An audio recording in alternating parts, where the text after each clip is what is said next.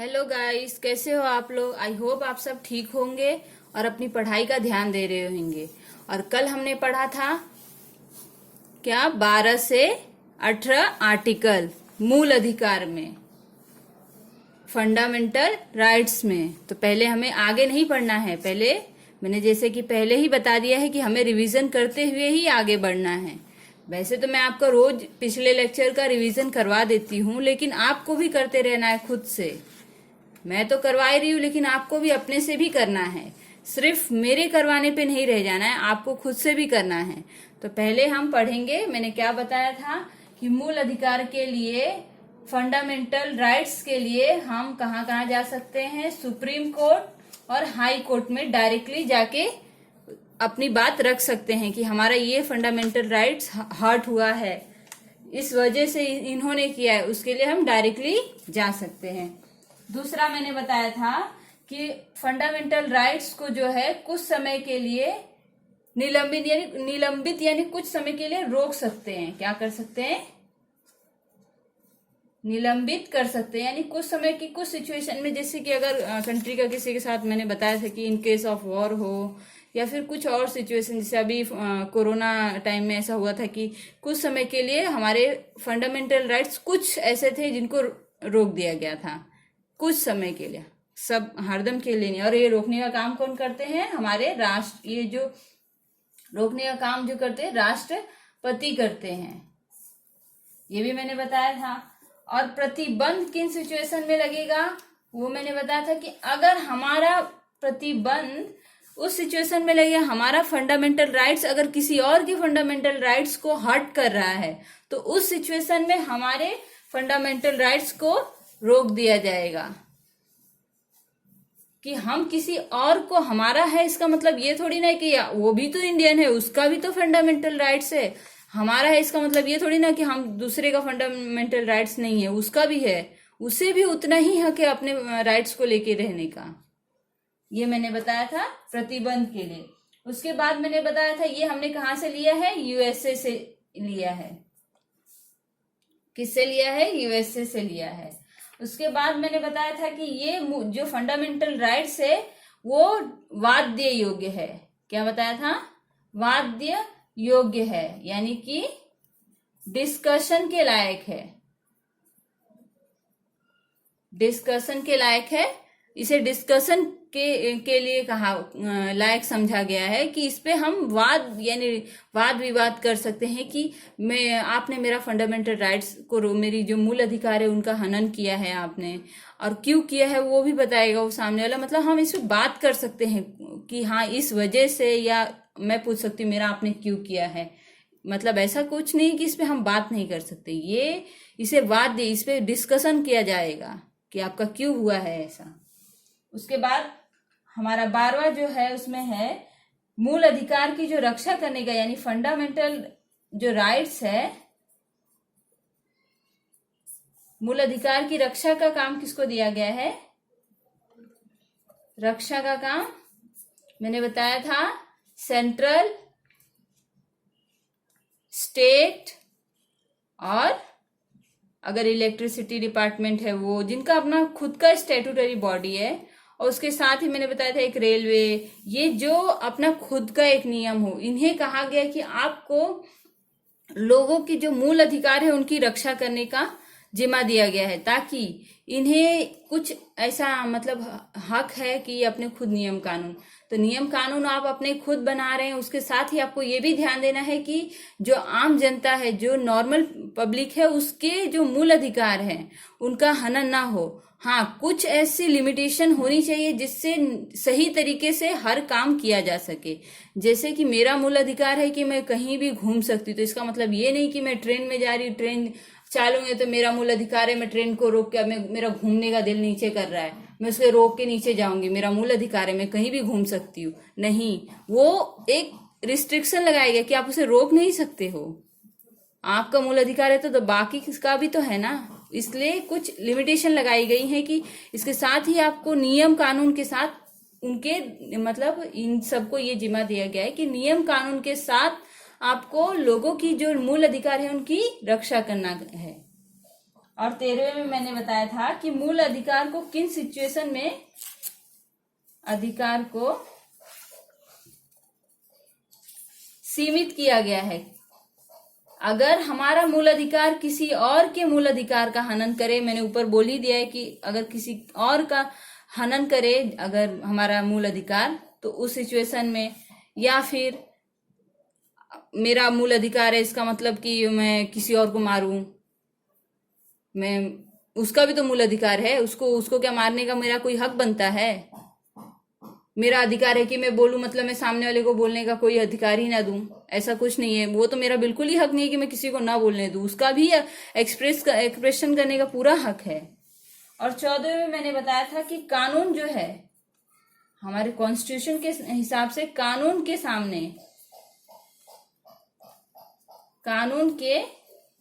सामने समानता है, यानी इक्वेलिटी है। क्या है?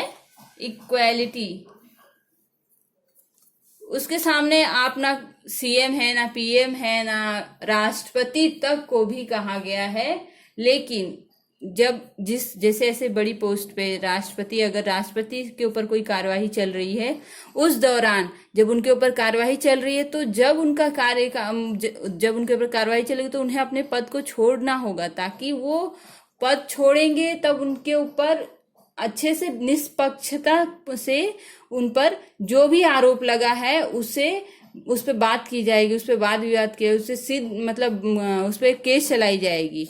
नहीं तो अगर कोई पद के साथ रहेगा, अगर राष्ट्रपति पे अगर कोई केस चले, तो उन्हें तो अधिकार है कि वो किसी का भी जो सजा है वो माफ कर सकते, तो वो अपनी सजा तो अपने आप ही माफ कर लेंगे। इसलिए इसके साथ ही उन्हें कहा गया कि जब आपके ऊपर कार्यवाही चलेगी तो आप अपने पोस्ट को जो है छोड़ देंगे, उसके बाद आपके ऊपर कार्रवाई चलेगी। कानून के सामने नॉर्मल आप, मैं या कोई भी हो, ऊंची पोस्ट का कोई बहुत बड़ा बिजनेसमैन हो या फिर सीएम पीएम, सब उनके कानून के सामने एक बराबर हैं। कोई बड़ा नहीं है, कोई छोटा नहीं है। गुनाह करने वाला हर इंसान सिर्फ गुनहगार ही होता है, ना कि वो कोई बहुत बड़ी ऊंची पोस्ट है तो उसके लिए कुछ अलग नियम रहेगा। सब बराबर रहेंगे। और 15 में मैंने बताया था कि जाति, धर्म या लिंग, और मैंने बताया था लिंग के अलावा स्थान के आधार पे किसी से भी हम पक्षपात नहीं कर सकते हैं, उनसे भेदभाव नहीं कर सकते हैं कि मैं इस आधार पे या किसी भी आधार पे आप किसी को वो भेदभाव नहीं कर सकते कि आपकी जाति छोटी है, आपकी जाति बड़ी है, आपका धर्म ये है, मेरा धर्म ये है, मैं ये मतलब मेल हूं, तुम फीमेल हो, तुम ट्रांसजेंडर हो। इस बात पर किसी से भी आप भेदभाव नहीं कर सकते हैं, क्योंकि हमारे कॉन्स्टिट्यूशन के हिसाब से आप कोई भी चीज हो, लेकिन आप सब बराबर हैं। स्थान के आधार पे भी, जैसे कि मैं अलग स्टेट की हूँ, आप अलग स्टेट के हैं, तो मेरे स्टेट में दूसरा कोई स्टेट का है तो मैं उसे भगाने की कोशिश करूं, उसे परेशान करूं, नहीं, क्योंकि हम पूरे इंडियन हैं, कोई स्टेट नहीं है। हमारा एक कहरी नागरिकता है, दोहरी नागरिकता नहीं है। और उसके बाद मैंने बताया था 16 लोक नियोजन।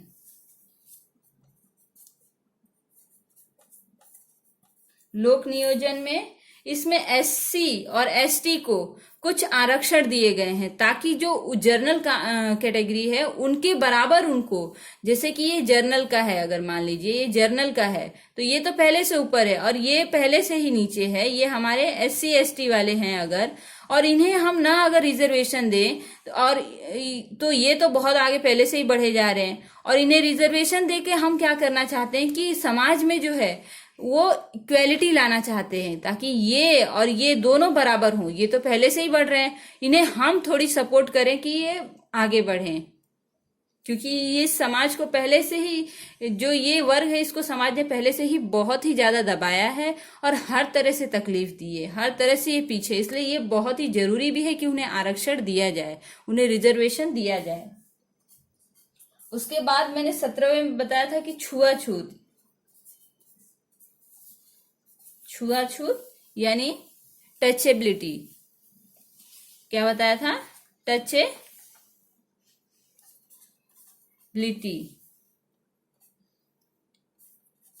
इसमें आप पहले ऐसा होता था कि छोटी कास्ट वाले बड़ी कास्ट को छू नहीं सकते, जिस कुएं से वो पानी भर रहे हैं उस कुएं से बड़ी कास्ट अगर भरी तो छोटी कास्ट वहां से पानी भी नहीं ले सकती है। इस तरह के पक्षपात होते थे, छुआछूत का होता था, और बीमारी का भी होता था। यहाँ तक कि जो एक कुष्ठ रोग होता था उसमें कैसा होता था, कुष्ठ रोग के पेशेंट्स को एकदम से छुआछूत की वजह से उन्हें दूर रखा जाता था।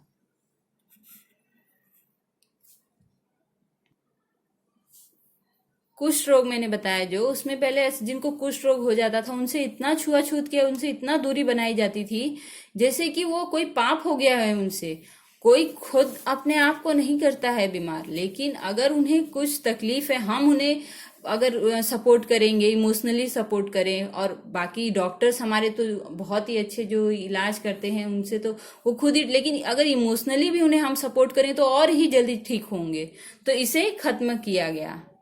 और 18वां हमारा है उपाधि यानी टाइटल। उपाधि यानी अगर मुझे मिला है, मैं मान लीजिए अगर मुझे ही मिला है भारत रत्न, तो मैं उसके अपने नाम के आगे एज ए सरनेम लगाऊं कि भारत रत्न, ये मतलब मेरा जो भी नाम है वो अगर मैं लगाऊं तो ये इलीगल है। अगर मैं ऐसा करती हूं, अगर कहा गया है कि ऐसा नहीं करना है, अगर इसके बावजूद भी मैं करती हूँ तो मुझे जो पुरस्कार दिया गया वो वापस ले लिया जाएगा, क्योंकि इसका कोई अधिकार नहीं है। और इसके साथ ही जैसे भारत रत्न के अलावा महाराजा पहले लगाया जाता था, महाराजा, ये जो भी हो, महाराजा, महाराजा हो गया, फिर बहादुर, बहादुर, ऐसा अलग अलग सरनेम होते थे, राज, बहुत सारे सरनेम लोग पहले लगाया करते थे। और उसके साथ नेपोलियन, अलग अलग मतलब सरनेम पहले लगाया करते थे, तो वो अलाउड नहीं है। आप अपने आप को एक अलग मतलब दिखाने की कोशिश कर रहे हैं, सबसे अलग श्रेष्ठ बताने की कोशिश कर रहे हैं, जो कि पूरी तरह से गलत है। ये सब मैंने कल बताया था, तो आज रिवीजन हो गया। अब हम आगे लेक्चर पढ़ेंगे। अब हम पढ़ेंगे भाग 3 यानी पार्ट 3 के मूल अधिकार में मैंने बताया था 12 से 35 तक है। तो मैं पिछले लेक्चर में मैंने 12 से 18 तक पढ़ा दिया था, यानी 12 से लेके 18 तक बता दिया था। और इस लेक्चर में मैं आज बताऊंगी 19 से लेके 26 यानी 19 से लेके 26 तक। आज इतना पढ़ेंगे, अगले लेक्चर में उसके आगे का। तो 19 में जो पहला है, 19 में ही पहला, 19 का पहला है अभिव्यक्ति। अभिव्यक्ति, इसको एक्सप्रेशन बोलते हैं, एक्सप्रेशन करने का। और जो ये 19 है, 19 जो हमारा कॉन्स्टिट्यूशन है, यहां मैं पहले वही लिख देती हूं। इसमें 19 को क्या कहा गया है, बैकबोन ऑफ कॉन्स्टिट्यूशन।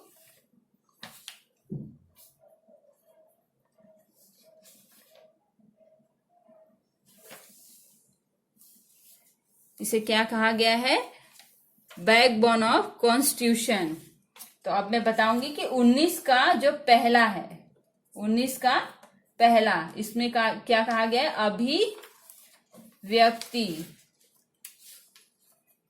अभिव्यक्ति यानी कि एक्सप्रेशन। इसके 19 के पहले के हिसाब से मैं अभिव्यक्ति यानी मैं अपनी बात कहने के लिए पूरी तरह से स्वतंत्र हूं। अपनी जो भी मुझे बात है उसे मैं एक्सप्रेस करने के लिए, अगर मुझे कोई प्रॉब्लम है तो मैं उसको पूरी तरह से सरकार के खिलाफ जाके मतलब कह सकती हूँ कि मुझे ये चीज नहीं सही है, ये गलत है। उसके अगर सरकार की कोई चीज मुझे गलत लग रही है, मैं उसे एक्सप्रेस करने के लिए पूरी तरह से फ्री हूं, उस पे सरकार कुछ नहीं कर सकती है।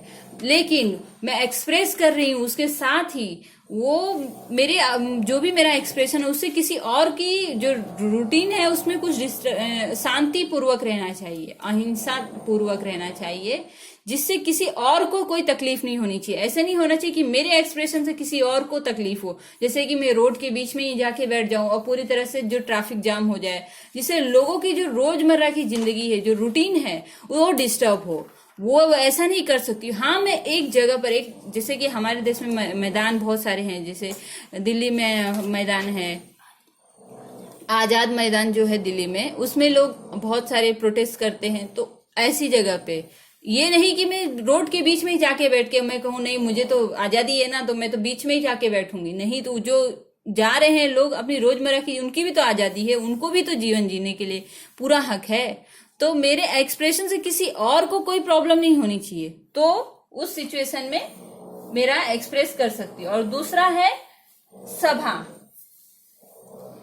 अगर मुझे सभा यानी कि जैसे कि अगर मुझे कोई चीज सही नहीं लग रही है सरकार की, या फिर कोई भी ऐसी चीज है जो मुझे लग रहा है कि ये ठीक नहीं है, तो उसके लिए मैं पहले सभा करूंगी, पहले अभिव्यक्ति करूंगी यानी एक्सप्रेस करूंगी। फिर भी अगर सरकार नहीं मान रही है तो सभा करूंगी, यानी जगह जगह जाकर मैं वो रैली करूंगी कि हाँ, लोगों को इकट्ठा करूंगी, मैं बताऊंगी कि सरकार ये कर रही है, ये सही नहीं है, ये सही है, उसको सभा कहते हैं। तो उस सिचुएशन में मैं सभा के लिए पूरी तरह से स्वतंत्र हूं, उसमें भी सरकार कुछ नहीं कर सकती है। और तीसरा हमारा जो है वो है संगठन। संगठन में जैसे कि मैं स्वतंत्र हूं कि अगर ये सरकार सभा करने के बावजूद नहीं मान रही, मैंने रैली की, सभा की, नहीं सही हो रहा है सब, उसके बाद मैं संगठन बनाऊंगी अपना कि हम सरकार के खिलाफ इस बात का एक कुछ लोग मेरे संगठन में, मैं अकेली नहीं रहूं, मेरे साथ बहुत सारे लोगों को मैं जमा करूं, तो उसको बोलते हैं संगठन बनाना, लोगों को इकट्ठा करना कि हाँ, इस बात के लिए आप लोग भी मेरे साथ खड़े होके सरकार के खिलाफ या किसी और चीज जो जुर्म हो रहा है या फिर कुछ गलत है उसके खिलाफ लोग मिलकर जब एक साथ किसी बात पे कहते हैं तो उसको कहते हैं कि संगठन बनाना। जो एकजुट होते हैं उसे संगठन बनाना कहते हैं। और चौथा है भ्रमण। भ्रमण इसमें क्या है कि मुझे आजादी है कि मैं भारत देश के किसी भी राज्य में कहीं भी जाके घूम सकता हूँ, रह सकता हूँ, प्रॉपर्टी भी ले सकता हूँ। जो कि पहले ऐसा था कि जम्मू कश्मीर में कोई प्रॉपर्टी नहीं ले सकता था, लेकिन वहां का 370 हटने के बाद अब वहां पर भी आप प्रॉपर्टी पूरी तरह से फ्रीली ले सकते हैं। और जहां मन करे वहां मैं जो धर्म चाहूं वो लेके मतलब अपना निर्वाह कर सकता हूं। तो भ्रमण में ये है, मुझे कोई मतलब इस बात का नहीं है कि आप यूपी के हैं या बिहार के हैं या फिर महाराष्ट्र के हैं या फिर गुजरात के हैं तो आप उतने देर में ही रहेंगे। नहीं, मैं कहीं भी जा सकती हूँ, कहीं भी रह सकती हूँ, नौकरी कर सकती हूँ, जहां मन करे, जो रहने का दिल करे वहां रह सकती हूँ। और पांचवा हमारा है बस जाने का। जो मैंने अभी बोला, बस जाने यानी वहीं पे मैं अपना, जहां मैं जैसे कहीं गई, वहां मुझे मैं रहने गई, घूमने गई, लेकिन वहां मुझे अच्छा लगा, मैं चाहती कि मैं वहीं रह जाऊं, वहीं मैं अपना घर बनाऊं, वहीं रहने लगूं। अब तो उसको कहते हैं कि घर बनाना, यानी वहीं पे रह जाना, तो उसको बोलते हैं बस जाना। तो मुझे जहां ठीक लगेगा, अगर वहां ठीक किसी भी स्टेट में ठीक लग रहा है, वहां जाके मैं बस सकती हूँ, रह सकती हूँ, कोई उस पर कोई रोक नहीं लगा सकता है। उसकी पूरी तरह से मुझे आजादी है। उसके बाद था छठा था संपत्ति। संपत्ति ये एक ऐसा था जो पहले था, यानी मैं कहीं भी प्रॉपर्टी ले सकती हूँ, उसके खिलाफ जो राइट टू प्रॉपर्टी मैंने बताया था इसके पिछले लेक्चर में, वो यहीं से है कि मेरा राइट से कि मैं प्रॉपर्टी लूं और मेरी प्रॉपर्टी कोई मुझसे ले नहीं सकता है, जो पहले एक फंडामेंटल राइट्स था, लेकिन अब ये नहीं है, अब इसे खत्म कर दिया गया है। क्योंकि मैंने बताया था कि अगर गवर्नमेंट को भी चाहिए रहती थी वो प्रॉपर्टी, उसके बदले में गवर्नमेंट मुआवजा देता था, फिर भी लोग उसके खिलाफ जाके सुप्रीम कोर्ट में अर्जी करते थे कि नहीं, मेरा फंडामेंटल राइट्स हर्ट हो रहा है। तो ऐसी सिचुएशन को देखते हुए इसको खत्म कर दिया गया। अब ऐसा है कि अगर प्रॉपर्टी, अगर वो जो पहले की राइट टू प्रॉपर्टी थी वो खत्म करके अब ऐसा है कि अगर आपकी प्रॉपर्टी गवर्नमेंट को किसी काम के लिए चाहिए तो वो ले लेगी, आपसे उसके लिए परमिशन लेने की जरूरत नहीं है, और आपको उसके बदले में मुआवजा दे देगी। आप उसके खिलाफ जाके सुप्रीम कोर्ट में कुछ नहीं कह सकते कि हाँ मेरी प्रॉपर्टी ले ले, क्योंकि उसे खत्म कर दिया गया है।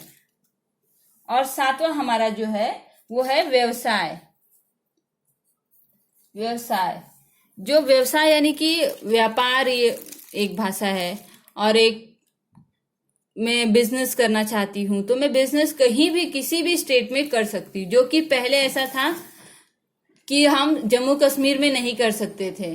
अब ऐसा है कि आप वहां भी जाके अपना बिजनेस स्टार्ट कर सकते हैं, इसके लिए कोई रोक नहीं, क्योंकि वहां से जब से 370 हटा है, अब वो बाकी स्टेट जैसे हैं वैसे वो भी स्टेट नहीं है, सॉरी वो तो स्टेट ही नहीं, वो यूनियन टेरिटरी। बाकी यूनियन टेरिटरी में जैसे आप रह सकते हैं, स्टेट में रह सकते हैं, प्रॉपर्टी ले सकते हैं, बिजनेस कर सकते हैं, वैसे उसमें भी कर सकते हैं। अब ये 19 में 7 तक है, 19 के अंदर ये 7 है।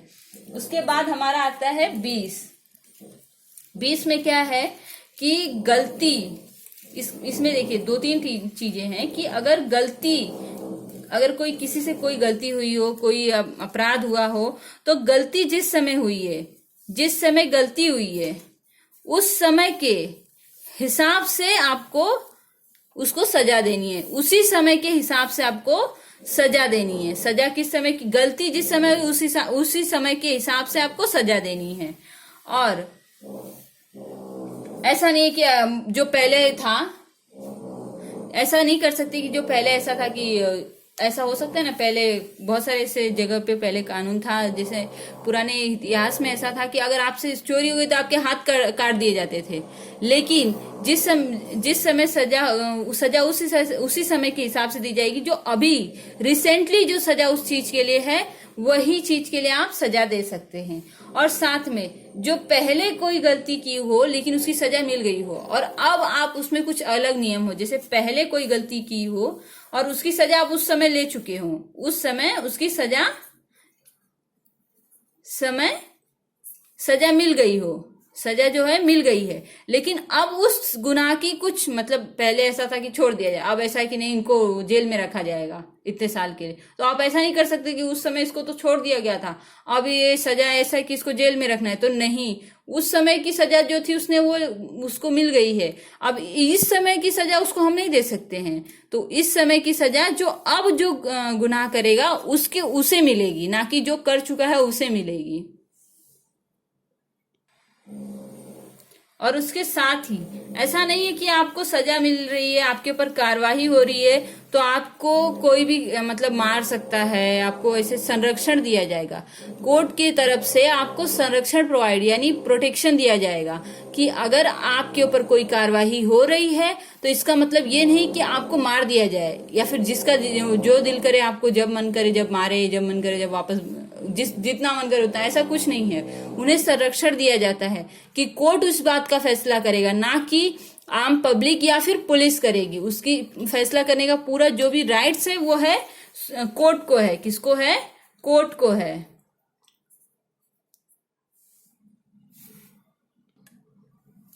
इसके आगे है 21 में क्या है? प्राण एवं दैहिक स्वतंत्रता। प्राण एवं दैहिक स्वतंत्रता, ये इसमें कैसा है कि हर किसी को मतलब पर्यावरण शुद्ध जो होता है वो पर्यावरण की पूरा राइट्स है, एक अच्छी जिंदगी जीने का। इसमें यह है कि आपको एक अच्छी जिंदगी जीने का पूरा हक है, आपको साफ सुथरा इन्वायरमेंट की पूरा हक है कि आपको साफ सुथरा इन्वायरमेंट में मिले, इस बात का साफ सुथरा जल मिले, जल यानी पानी, साफ सुथरा रोड, सब कुछ सही मिले, यानी जो जीने के लिए जरूरी है। इसी में वन्य जीव का संरक्षण भी कहा गया है कि आपको हक है कि आप साफ सुथरा पर्यावरण के अंदर रहें, यानी इन्वायरमेंट के अंदर रहें, आपको साफ सुथरा इन्वायरमेंट मिले। लेकिन उसके साथ ही वन्य और वन्य जीवों का भी संरक्षण इसी में है। जो वन्य और वन्य जीव हैं, वन्य और वन्य जीव यानी जो जंगल है और जंगल में रहने वाले जो जानवर हैं, उनका भी संरक्षण इसमें कहा गया है, उनका भी संरक्षण करना है, इसमें ये कहा गया है। और 21 का जो क है, 21 का जो क है, क मतलब ये बाद में ये संशोधन करके इसमें लाया गया है, ये पहले यहां नहीं था। इसमें क्या है? राइट टू जो हमारा एजुकेशन है, वो शिक्षा का जो अधिकार होता है, अधिकार। शिक्षा का अधिकार 6 साल से जो 14 साल तक के बच्चे होते हैं उनको मुफ्त शिक्षा पाने का पूरा अधिकार है। इसमें ये क में ये कहा गया 21 के क में सबको 6 साल से 14 साल के बच्चे लोग को मुफ्त शिक्षा का पूरा अधिकार है। वो उनसे कोई नहीं छीन सकता, चाहे वो अमीर हो चाहे गरीब हो। उनके पास पैसा ना भी हो तब भी गवर्नमेंट उन्हें पढ़ाएगी, उन्हें वो सारी फैसिलिटी देगी जो उनके लिए उस समय जरूरी है। और ये हमारे कॉन्स्टिट्यूशन में जो है 20 और 21 ये जो बहुत ही स्ट्रांग है। ये 20 और 21 जो 20 मैंने बताया कि सजा जिस समय गलती की है उस समय के हिसाब से मिलेगी, और जो पहले गलती कर चुके हैं सजा मिल चुकी है उसके बाद फिर वापस उस बात के लिए गलती के लिए आप सजा नहीं, एक गलती के लिए एक ही सजा दे सकते हैं। और उसके साथ ही जो जिसके ऊपर भी चल रही है कार्रवाई उसे गवर्नमेंट कोर्ट है ना संरक्षण देगी, ये मैंने बताया। और इसमें ये जो प्राण है दैहिक और ये शिक्षा का अधिकार है 20 और 21 ये बहुत ही ज्यादा पावरफुल है, ये बहुत ही ज्यादा पावरफुल इसे कॉन्स्टिट्यूशन में रखा गया है ताकि इसमें जरा सा भी कोई भी ऐसी गलती ना हो जिससे नॉर्मल पूरी तरह से एक पीढ़ी खराब हो जाएगी और एक इंसान की पूरी जिंदगी खराब हो रही है। उसके बाद हमारा आता है 22 ये है गिरफ्तारी यानी अरेस्ट। अरेस्ट में ऐसा नहीं है कि आपको एज अ सख्त बेस पे कोई भी बिना वारंट आपके पास एफआईआर होना चाहिए। जो पुलिस होती है अगर आपको आ रही है अरेस्ट करने के लिए तो उसके पास उस बात के लिए एफआईआर होना चाहिए। बिना एफआईआर को का आपको कोई भी अरेस्ट नहीं कर सकता है।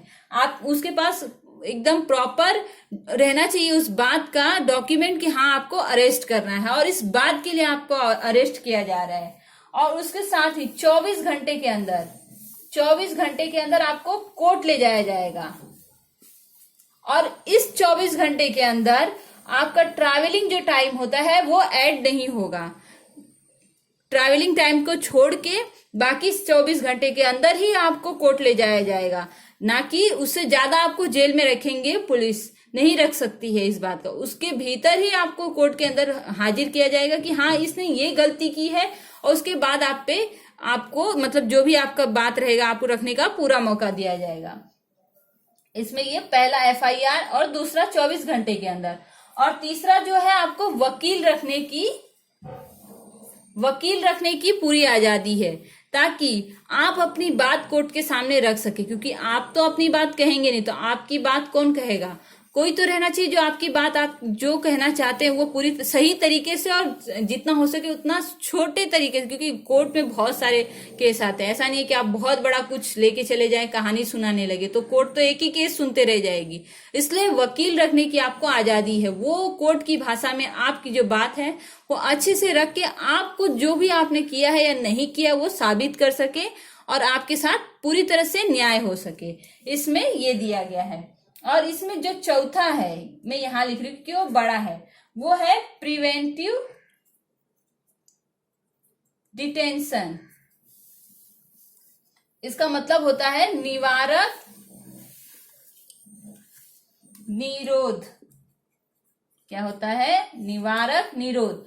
इसमें कैसा होता है, इस सिचुएशन में ये एक ऐसी सिचुएशन है जिसमें आपके ऊपर ना एफआईआर की जरूरत है, आपको ना आपको 24 घंटे के अंदर कोर्ट में हाजिर करने की कोई ऐसी कंडीशन है कि नहीं आपको करना है तो करना है, और ना ही आपको वकील रखने की आजादी दी जाएगी। इस सिचुएशन में राष्ट्रीय जो सुरक्षा होती है, राष्ट्रीय सुरक्षा को ध्यान में देते हुए ये ऐसी सिचुएशन है जो कोई ऐसा इंसान है जिसकी वजह से एक समाज के बहुत बड़े वर्ग पर असर पड़ेगा, तो ऐसे इंसान को बिना एफआईआर बिना कोर्ट में हाजिर किए 24 घंटे के और बिना वकील रखने की उसे आजादी न देकर उसे अरेस्ट कर लिया जाएगा। इसे कहा जाता है प्रिवेंटिव डिटेंशन, जिसके तहत आपको कोर्ट मतलब पूरी तरह लेके सीधा बिना एफआईआर का आपको जेल में रखा जाएगा। जेल में मतलब उन्हें एक अलग जगह पे, जिससे समाज के बहुत सारे ऐसा नहीं आप जैसे कि अभी 370 हटाया गया हमारा कश्मीर से,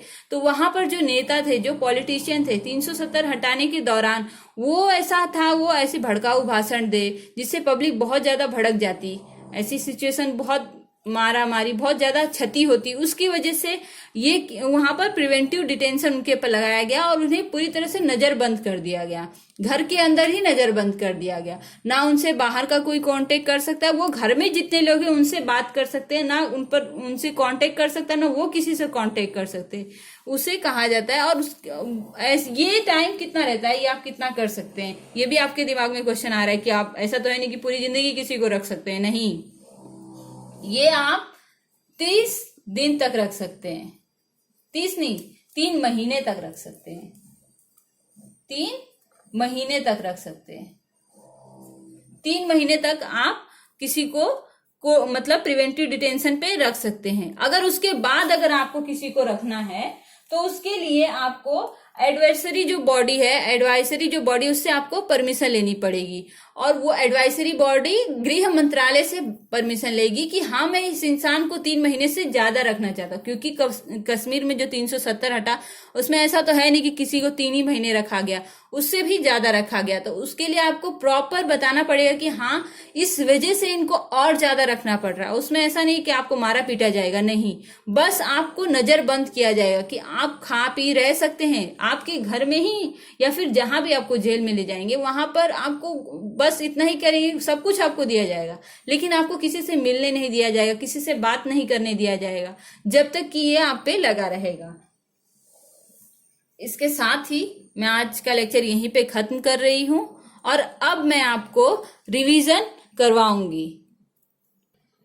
तो पहला हमने क्या पढ़ा, 19 से लेके 26, 19 से लेके 26 तक पढ़ा, आज मैंने पढ़ाया आपको, और साथ में मैंने भी पढ़ा है। मैं आपको पढ़ा नहीं रही हूँ, पढ़ भी रही हूँ और पढ़ा भी रही हूँ, दोनों कर रही हूँ। मैं आपके साथ आपके जैसे ही पढ़ना, मैं सोच रही हूँ कि जैसे मैं आपको समझ में वैसे पढ़ा हूँ। तो 19 में क्या बताया मैंने कि ये बैकबोन ऑफ कॉन्स्टिट्यूशन है, ये बहुत ही एक आम जनता के लिए बहुत ही जरूरी है, नहीं तो लोग जो है वो बहुत ही ज्यादा आम जनता को परेशान कर सकते हैं। और 19 के पहले में बताया कि एक्सप्रेशन कर सकते हैं आपको अगर किसी चीज से प्रॉब्लम है तो, दूसरा बताया सभा रख सकते हैं, और तीसरा बताया संगठन कर सकते हैं, आप लोगों को जमा करके आप बता सकते हैं कि मुझे इस चीज से संगठन बना सकते हैं, भ्रमण कर सकते हैं, कहीं भी आ जा सकते हैं, कहीं भी घर ले सकते हैं, बस जा सकते हैं, वहीं रह जाएं, और संपत्ति का अधिकार जो था पहले अब वो खत्म हो चुका है, अब वो नहीं है। हाँ अब ऐसा है कि है आपकी संपत्ति, लेकिन गवर्नमेंट को चाहिए तो आपको देना ही पड़ेगा, उसके बदले में आपको मिल जाएगा मुआवजा, बस आप उस पर कोर्ट में जाके नहीं कह सकते कि नहीं मेरा संपत्ति का अधिकार है, वो खत्म हो चुका है। और सातवां है व्यवसाय का, मैं कहीं भी किसी भी स्टेट में जाके बिजनेस कर सकती हूँ। और 20 जो है वो है जो गलती की है उस समय उस गलती की जो सजा है वही सजा दी जाएगी, ना कि जो पहले हो वो दी जाएगी। और